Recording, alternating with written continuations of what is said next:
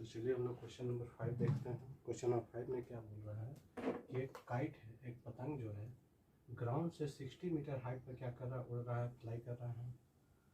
और जो काइट है उसमें जो धागा बंधा हुआ है, जो स्ट्रिंग बना हुआ है, उसको टेम्पोररी हम लोग क्या कर दे रहे हैं, ज़मीन में टच कर दे रहे हैं और बांध दे रहे हैं। ठीक, मतलब किसी ग्राउंड में किसी पॉइंट पर हम लोग मान लेते हैं पॉइंट सी पर हम लोग क्या कर दे रहे हैं, उस स्ट्रिंग को टेम्पोररी किसी के लिए कुछ चीज़ से उसको लगा दे रहे हैं ग्राउंड में हम लोग। ठीक है, तो ये क्या हो जाएगा, एसी जो होगा क्या होगा, स्ट्रिंग जो उसका जो धागा होगा उसका लेंथ होगा। सही है, आप लोग काइट देखे होंगे उड़ते हुए। तो बोला क्या जा रहा है क्वेश्चन के, जो काइट है वो कितना हाइट पर है, 60 मीटर हाइट पर उड़ रहा है। ये क्या है, A B is the height of the kite है, मतलब जितने ऊंचाई पर क्या है ये पतंग जो काइट है वो उड़ रहा है। और यहाँ जो ये इसका धागा है, मान लेते हैं ये जो इसका स्ट्रिंग है, जो धागा है वो क्या है, पॉइंट सी पर ग्राउंड में उसको क्या कर दिए हम लोग, समझिए गाड़ दिए। सही है, तो जो एंगल ऑफ एलिवेशन इसका बन रहा हो क्या दे रहा है हम लोग को, 60 डिग्री दे रहा है। एंगल ऑफ एलिवेशन क्या मिल रहा है हम लोग को, 60 डिग्री। आपसे पूछ रहा है क्या है, ये जो स्ट्रिंग है काइट का, मतलब जो धागा है उस धागा का आप लेंथ बताइए। तो जरा देखिए, धागा का लेंथ कौन होगा, एसी होगा। तो फिर से देखिए, परपेंडिकुलर दिया हुआ है हम लोग को, एंगल दिया हुआ है और हाइपोटेनस हम लोग को फाइंड आउट करना है। मतलब पी एच और थीटा में हम लोग को रिलेशन चाहिए। तो परपेंडिकुलर और हाइपोटेनस और एंगल में रिलेशन कौन बताता है हम लोग को, साइन थीटा बताता है। तो यहाँ हम लोग क्या अप्लाई करेंगे, साइन, यहाँ पे क्या हम लोग अप्लाई करेंगे, साइन थीटा। तो साइन थीटा क्या होता है, परपेंडिकुलर बाय हाइपोटेनस। यहाँ थीटा क्या हम लोग डालेंगे, 60 डिग्री। तो साइन 60 डिग्री, परपेंडिकुलर क्या है, ए बी, और हाइपोटेनस क्या है हम लोग का, ए सी। साइन 60 क्या होता है आप लोग लिख सकते हैं, √3/2। ए बी क्या है, 60 डिग्री, 60 मीटर। ए बी क्या है, 60 मीटर। और ए सी क्या है, लेंथ ऑफ द स्ट्रिंग। ठीक है, यहाँ से हम लोग क्रॉस मल्टीप्लाई करेंगे तो क्या होगा, √3 × AC क्या देगा, √3 AC इज इक्वल टू 2 × 60 120। तो अगर आप AC यहाँ से फाइंड आउट करते हैं तो AC क्या होगा, 120/√3। रेशलाइज करना होगा, रूट हटाना होगा, तो √3 इज इक्वल टू 120/√3। और √3 × √3 क्या होता है, 3। ठीक है, 3 4 40 बार में कैंसिल आउट होगा, तो क्या है नेट 40√3। मतलब AC का वैल्यू हम लोगों को क्या आया, 40√3 मीटर। तो अब हम लोग क्या लिखेंगे, therefore length of the string is 40√3 metre. Note कीजिए, छापिए इसको।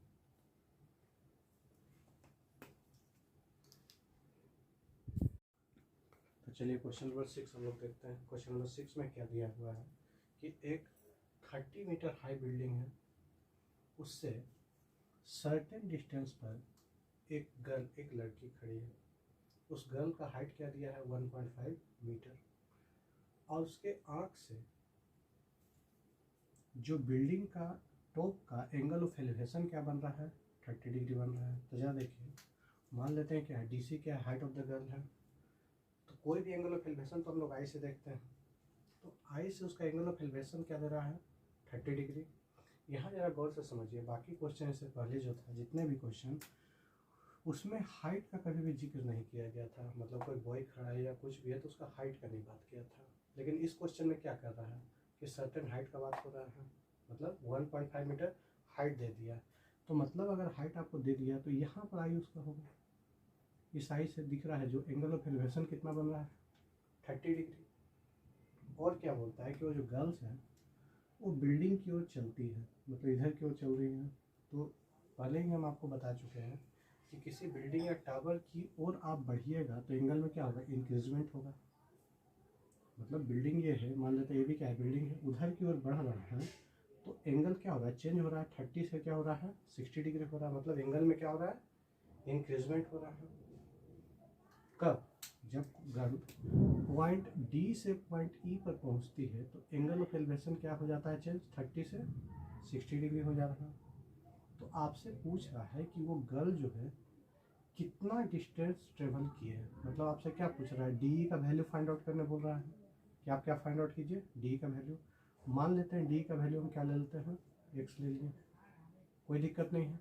डी का वैल्यू हम लोग क्या ले ले रहे हैं, एक्स ले ले रहे हैं, और इस पार्ट को हम क्या मान ले रहे हैं, वाई मान ले रहे हैं, ठीक है, कोई दिक्कत नहीं, ठीक है। तो जरा देखिए यहाँ दो ट्रायंगल हो रहा है, एक ए एफ और ई, एक ट्रायंगल कौन सा बन रहा है, ए एफ ई बन रहा है, और दूसरा right angle triangle A F D हो रहा है। दो ट्रायंगल बन रहा है, एक ट्रायंगल हो रहा है ए एफ ई और एक ट्रायंगल ए एफ डी हो रहा है, ठीक है। मान लेते हैं हम कौन से ट्रायंगल में चलते हैं, in triangle A F E में चलते हैं, लिखते हैं in triangle A F E, ठीक है, in triangle A F E में चलते हैं, ठीक है। तो देखिए बात को पहले समझिए, टोटल बिल्डिंग कितना हाइट का था, 30 मीटर। एक गर्ल का हाइट क्या था, 1.5। जब ये 1.5 है तो देखिए यहाँ भी 1.5 होगा, ठीक है। टोटल हाइट तो हम 30 दिया हुआ है, ये पार्ट 1.5 है तो ये पार्ट क्या आएगा, 28.5 आएगा, नो डाउट, कोई प्रॉब्लम नहीं है। टोटल 30 है, ये 1.5 है तो क्या आएगा, ये 28.5 आएगा, सही है। तो ट्रायंगल में हमको चलना है तो हमको तो इसी हाइट को लेना होगा, ये हाइट लेना होगा, मतलब एफ को लेना होगा, ठीक है। अब बेस क्या लेना होगा, एफ ई को लेना होगा। तो देखिए फिर एक रिलेशन आ रहा है, परपेंडिकुलर और बेस में रिलेशन आ रहा है, और एंगल है, परपेंडिकुलर बेस और एंगल है।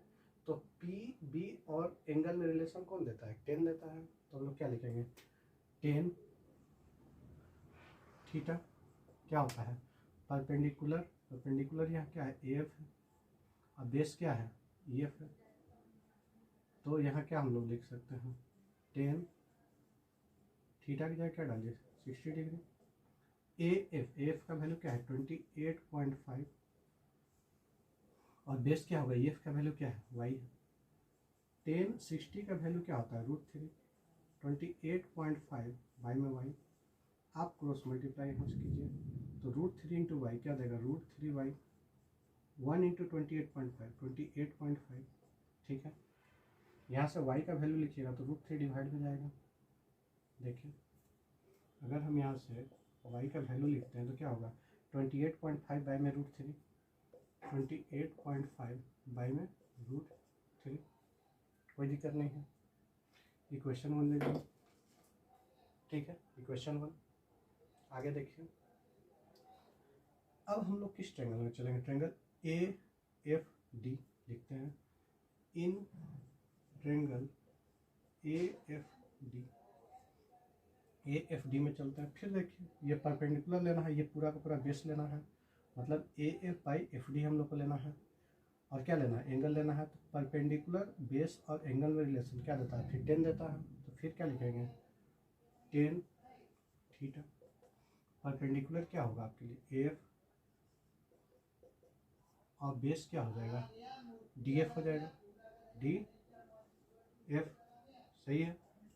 तो 10 थीटा का वैल्यू आप क्या पुट कीजिएगा, 30 डिग्री, 10 30 डिग्री। ए एफ का वैल्यू क्या है, 28.5, और डी एफ, देखिए डी एफ क्या है, एक्स प्लस वाई हम लोग लिख सकते हैं, डी एफ को एक्स प्लस वाई लिख सकते हैं, डी एफ को क्या लिख सकते हैं, एक्स प्लस वाई लिख सकते हैं।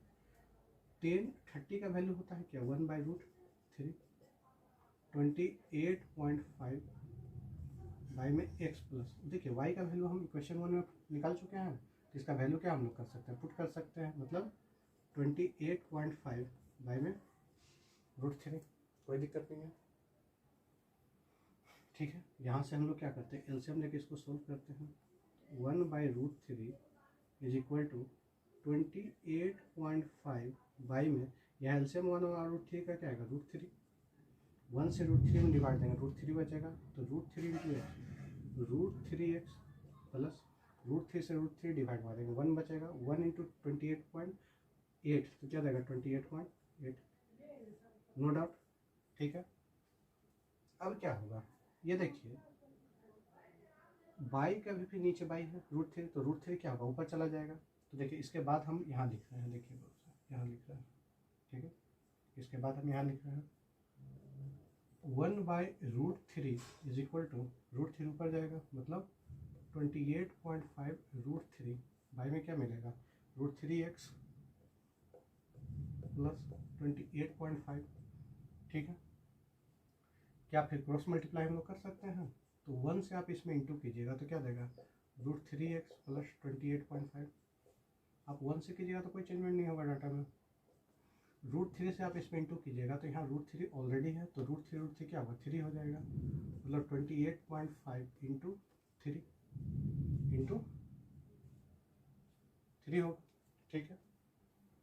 यहाँ से √3x इक्वल टू 28.5 इंटू 3, ये इधर आएगा तो क्या होगा, -28.5, सही है, ठीक है। जरा देखिए इसको आप सॉल्व कीजिएगा तो क्या होगा, 28 3 टाइप से आइए, 28 क्या है, एक बार है, तो नेट क्या लिख सकते हैं, 28.5 इंटू 2, मतलब 28 दो बार है। यहाँ देखिए क्या है, 28.5 3 टाइम्स है, माइनस 28.5 क्या है, 1 टाइम्स है, तो माइनस कीजिएगा तो क्या होगा, 28.5 इंटू 2, मतलब दो बार बचेगा। आप ये आपको समझ नहीं आ रहा है तो इंटू करके भी आप सॉल्व कर सकते हैं। √3x, तो यहाँ से x का वैल्यू क्या आएगा, 28.5 इंटू 2 बाई में √3, ठीक है। यहाँ पर नोट कीजिए, यहाँ पर नोट कीजिए, ठीक है, मिटा देगा, चलिए ठीक। देखिए उसके बाद क्या हम लोग को मिला हुआ है, x का वैल्यू 28.5 इंटू 2 बाई में √3, क्या √3 से ऊपर नीचे रेशनलाइज कर सकते हैं, तो √3 बाई में √3, तो देखिए 28.5 ये इंटू मार दीजिए, इसको 57 हो जाएगा, ठीक है। और 57 √3 और नीचे √3 क्या होगा, 3 हो जाएगा, कट कीजिए 3 से 1 9 बाद में, तो x का वैल्यू क्या आ गया, 19√3, सही है। आप 100 मीटर में ले रहे हैं तो मीटर आप लिख दीजिए। तो यहाँ क्या बोल सकते हैं कि वो जो गर्ल है वो ट्रेवल कितना डिस्टेंस किए, तो 19√3, मतलब ये जो DE का जो वैल्यू आ रहा है क्या आ रहा है, 19√3 मीटर आ रहा है। एक बार फिर से क्वेश्चन को समझा दे रहे हैं। एक गर्ल है जिसका हाइट क्या है, 1.5 है, एक 30 मीटर टॉल बिल्डिंग से खड़ी है, दूर सर्टेन डिस्टेंस पर खड़ी है, ठीक है। तो उसके आई से जो एंगल बनता है वो क्या बन रहा है, बिल्डिंग के टॉप का 30 डिग्री, तो आई आपका यहाँ है, तो एंगल ऑफ एलिवेशन क्या है, 30 डिग्री है। सर्टेन डिस्टेंस हम लोग चलते हैं, कुछ दूर चलते हैं, तो एंगल ऑफ एलिवेशन उसका क्या होता है, 60 डिग्री। हम लोग को पता है कि बिल्डिंग की ओर जाएंगे तो क्या होगा, एंगल ऑफ एलिवेशन इंक्रीज करेगा, तो 32 क्या हो गया, 60 हो गया, ठीक है। तो आपको फाइंड आउट करना है कि कितना डिस्टेंस वो गर्ल चली है, चली क्या, यही डिस्टेंस चली है, मतलब x फाइंड आउट करना है, ठीक है। टोटल बिल्डिंग का हाइट 30 था, ये 1.5 है तो ये भी 1.5 है, तो जब 30 में से 1.5 माइनस करेंगे तो 28.5 देगा, क्योंकि हमको यही इस ट्रायंगल में चलना है, तो इस ट्रायंगल का हाइट क्या है, 28.5 है। अब देखिए यहाँ दो ट्रायंगल बन रहा है, एक ट्रायंगल AFE और दूसरा ट्रायंगल AFD बन रहा है, दोनों राइट एंगल ट्रायंगल। पहले हम लोग क्या किए, छोटा ट्रायंगल में चले जिससे हम लोग y फाइंड आउट कर लिए, फिर हम लोग बड़े ट्रायंगल में चले, उससे क्या हो गया, x हम लोग फाइंड आउट कर लिए। नोट कीजिए, नोट कीजिए।